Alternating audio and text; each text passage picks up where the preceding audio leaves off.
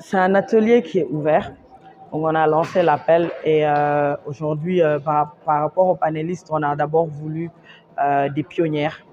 Aujourd'hui, si vous le voyez bien, on a Faso Acheke qui est une grosse pionnière dans l'étendue du Burkina Faso, qui fait parler d'elle positivement.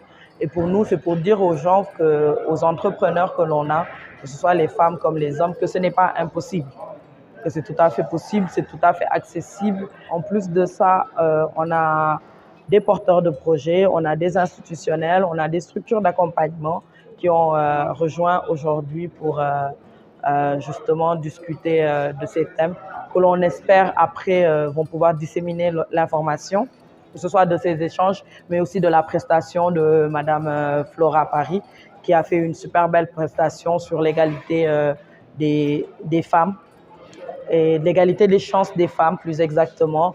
Elle qui est super bien placée en tant qu'ambassadrice des femmes au niveau du plan international. Ce qui est ressorti au niveau des enjeux que je peux relever à mon niveau à partir de mon expérience sur le terrain, ce sont les pesanteurs socio-culturelles, les différents préjugés et stéréotypes qui pèsent lourd sur les femmes et les empêchent de s'autonomiser, d'évoluer, de s'épanouir.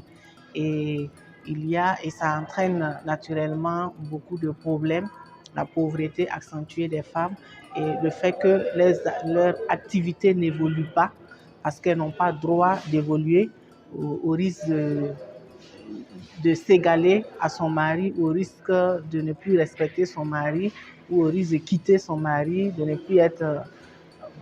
tous ces pesanteurs qui pèsent sur elles. Et comme défi à relever, c'est la formation.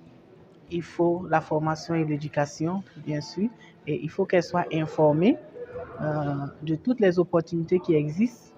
Et il faut également qu'elle ait accès aux différentes ressources, surtout la terre, que ce soit pour installer son entreprise ou bien pour sa production.